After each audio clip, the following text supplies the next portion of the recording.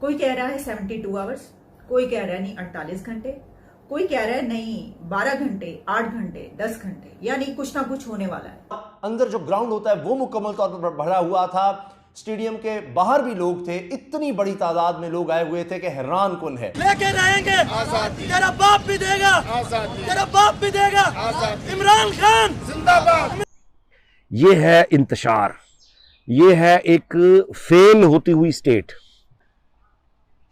खुद हुकूमत coalition government जो है वो आधे वजीर कुछ कह रहे हैं, आधे कुछ कह रहे हैं। हम आपके लिए कुर्बानियां देंगे, हम आपके लिए अपने घरों से निकलेंगे, हम आपके लिए अपनी जायदादें छोड़ेंगे, नौकरियां छोड़ेंगे, रोडों पे रहना पड़ा रोडों पे रहेंगे। तो फिर वो 1970 का याद आता है जी, वही मशरकी पाकिस्तान, हम वही गलती दोबारा दोहरा रहे हैं। कोई इसमें वैसे हैरत की बात नहीं है बाय द वे। उसकी वजह यह है कि पहली गलती का सजा किसी को मिली नहीं, ना को डिटर्मिन करने दिया, आंखें बंद की, मट्टी डाली, पट्टी बांध के आगे चलो आगे चलो, वही सूरत हाल दोबारा। साथियों, इमरान खान ने पूरी तरीके से हम कह सकते हैं करोड़ों पाकिस्तानियों के दिमाग पे कब्जा कर लिया है और इतना उकसा दिया है, जैसा कि आप अभी वीडियो में देखोगे, लोग अपनी नौकरी छोड़ने को तैयार हैं, लोग अपना घर छोड़ने को तैयार हैं, लोग अपने परिवार के खिलाफ जाने को तैयार हैं, लोग जो हैं अपनी पूरी ज़िंदगी की जमा पूंजी जितनी है वो भी छोड़ छोड़ के इमरान खान के पीछे भागे भागे फिर रह गए, जान भी कुर्बान, कोई परवाह नहीं।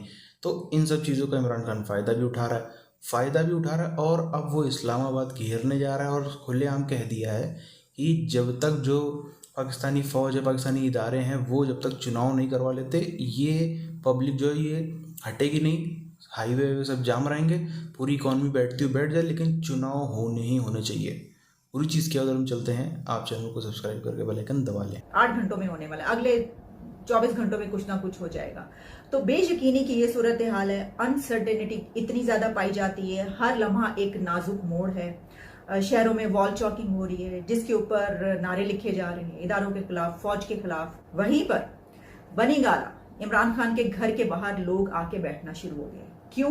क्योंकि आज इमरान खान ने लॉन्ग मार्च की कॉल देनी है, आज उन्होंने डेट देनी है, बताना है स्ट्रेटजी, पूरी रास्ता, पूरी मैपिंग, कहां से चलेगा, कहां पर ठहरेगा, किन किन शहरों में जाएंगे, किस तरीके से जाएंगे, कितनी बड़ी तादाद वहां पे पहुंचेगी। शेख रशीद साहब तो ये कहते हुए नजर आ रहे हैं, वो इसके इस बेयकीनी में मजीद इसको बढ़ा देते हैं, जब वो ये कहते हैं कि मार दो, मर जाओ, लुटा देंगे और लिटा देंगे, बिठा देंगे, उठा देंगे, ये सब कुछ तो वो कहते रहते हैं। तो वो ये कह रहे हैं कि बाहर से लोग आ रहे हैं जिनके इंटरव्यूज किए जा रहे हैं, अगला प्राइम मिनिस्टर बनाने के लिए लोग बाहर से आ रहे हैं और बड़े पुरजोश होकर ये बात कहते हैं। और बिल्कुल उसी के पैरेलल वो ये भी कहते हैं कि इंपोर्टेड हुकूमत नामंजूर। हमारे यहाँ सैलून पे आम रूटीन में जो मेकअप है वो मिनिमम भी 5000 से स्टार्ट होता है और आज के दिन के लिए स्पेशल ये हमारे कायद के लिए है, ये ऑफ़र मैंने रखी है कि यहाँ पर जितनी भी पीटीआई के कारकुन आना चाहे, फीमेल, जाहिर सी बात है ये फीमेल का ही है सैलून, तो फीमेल के लिए स्पेशल ऑफ़र है कि आज के दिन हम उनका जो मेकओवर है वो फ्री करेंगे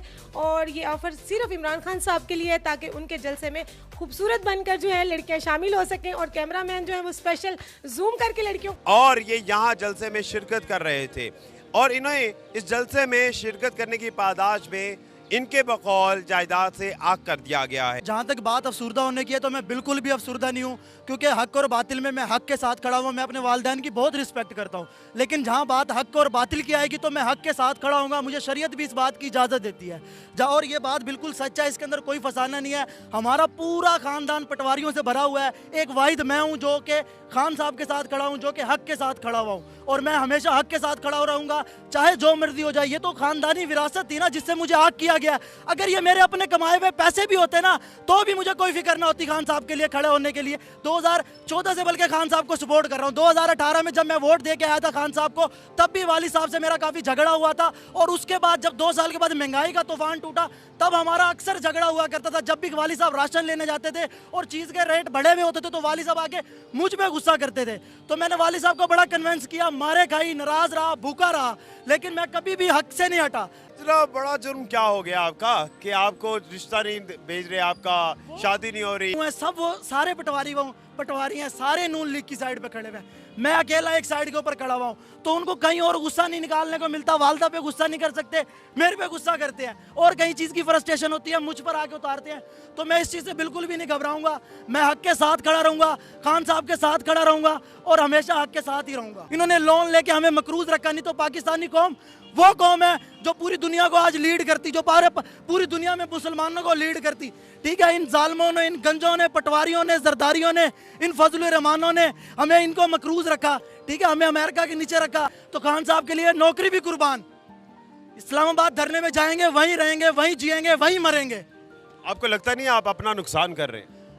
देखें, जब बात हक की आ जाती है ना, तब नुकसान नहीं देखा जाता। ठीक है, मुझे किसी से कोई चीज़ नहीं चाहिए, मुझे कोई लालच नहीं है। ठीक है, खान साहब तक अगर मेरा पैगाम चला जाए, मुझे यही बहुत है। हम आपके लिए कुर्बानियां देंगे, हम आपके लिए अपने घरों से निकलेंगे, हम आपके लिए अपनी जायदादें छोड़ेंगे, नौकरियां छोड़ेंगे, रोडों पे रहना पड़ा रोडों पे रहेंगे, जो करना पड़ा करेंगे। अब हम ब्यूरोक्रेसी फ्रीज होती चली जा रही है, इकोनॉमी गिरती चली जा रही है। नतीजा ये होता चला जा रहा है कि इसहाक डार जैसे आदमी को, जिससे सारी उम्मीदें वाबस्ता है कि उसने आके ठीक करना है, इसहाक डार जैसा आदमी, और वाकई उसने पहले क्राइसिस में निकाला हुआ पाकिस्तान को भाई, न्यूक्लियर के बाद पाबंदियां लगी हुई थी, यही इसहाक डार था।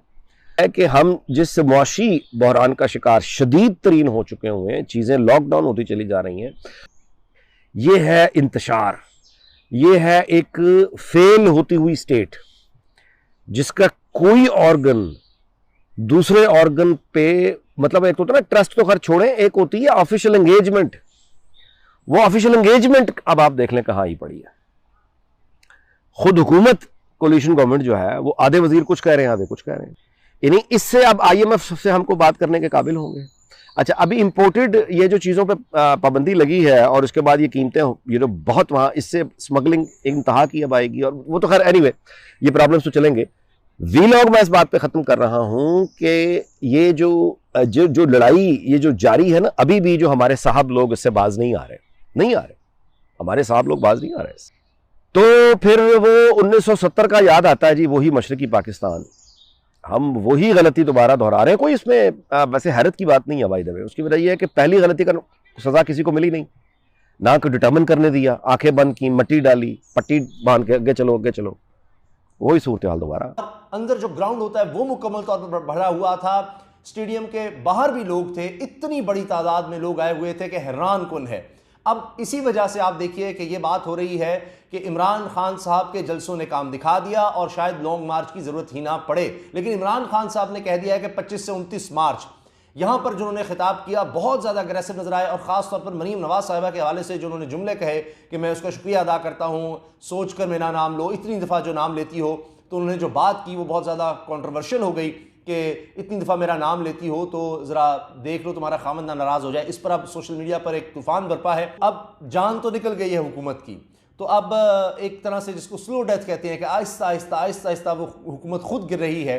तो इमरान खान साहब ने अब ये तीर बचा कर रखा हुआ है लॉन्ग मार्च का। बहरहाल उन्होंने वाज़ेह तौर पर कह दिया इतवार को फैसले हो जाएंगे। साथियों, वो एक कहावत सी है कि बर्बाद गुलिस्तां करने को एक ही काफ़ी, ऐसे करके कुछ कहावत है ना, तो बर्बाद पाकिस्तान करने को एक ही इमरान काफ़ी है। यही चीज़ हमको भी यहाँ पर मौजूदा तौर पर नज़र भी आ रही है।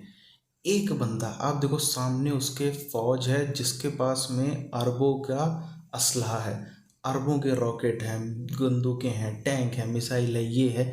किसी की हिम्मत नहीं है कि एक जो बोलते हैं ना कि इमरान खान को घुस के थप्पड़ मारा बनी गले में, वो अंदर जो कर लिया अब बाहर में या फिर अब पब्लिक में या कहीं पर भी उसकी गिरफ्तारी तो छोड़ो, एक उसको कोई छू तक नहीं सकता इमरान खान को।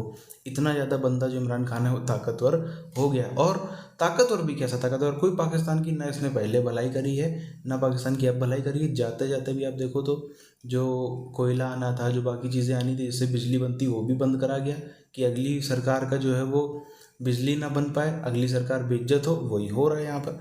तो ये बंदा सिर्फ और सिर्फ ये बंदा बहुत ही अच्छा क्राउड पुलर है, बहुत ही अच्छा बांधने में पब्लिक को सपने दिखाने में बहुत गजब का बंदा है। लेकिन बंदा काबिल नहीं है। बात इसकी ये है, बंदा सरकार चलाने में काबिल नहीं, ये खाली अपना एक ऑरा बनाने में, यह एक बहुत अच्छा ओरेटर है, हम कह सकते हैं बहुत अच्छा वक्ता है ये, लेकिन बहुत अच्छा नेता नहीं, बहुत अच्छा सियासतदान नहीं है, और प्रधानमंत्री तो बिल्कुल भी अच्छा नहीं है। तो इसी के जैसे लोग, और ये देखो जब तक ये आता है ना अगले चुनाव तक आते आते में ये और कितना ज़्यादा निचोड़ के तोड़ फोड़ के पूरा चकनाचूर कर देगा। कहते हैं ना कि कबाड़ के ढेर पे फिर ये अकेला राजा बन के बैठेगा, भी कबाड़ का ढेर बना देगा पाकिस्तान को और उस पर जो है वो एक छत्र राज करेगा। सामने आप देखो नवाज शरीफ की पार्टी है, इतने सालों से, दशकों से, तकरीबन 45-50 साल से वो बंदा पॉलिटिक्स कर रहा है, राजनीति कर रहा है, वो कुछ नहीं, उसकी कोई हैसियत नहीं कुछ कर दे। सामने इधर जरदारी एंड कंपनी है सिंध में, इतने लोग हैं, दुनिया भर का इतना पैसा लगा है, दुनिया जहान की चीज़ें हैं सब। चाइना देख लो, अब चाइना भी आया था, वो भी लौट रहा है। इतने सब लोगों को खाली एक ही व्यक्ति इमरान खान बर्बाद करने के लिए काफ़ी है।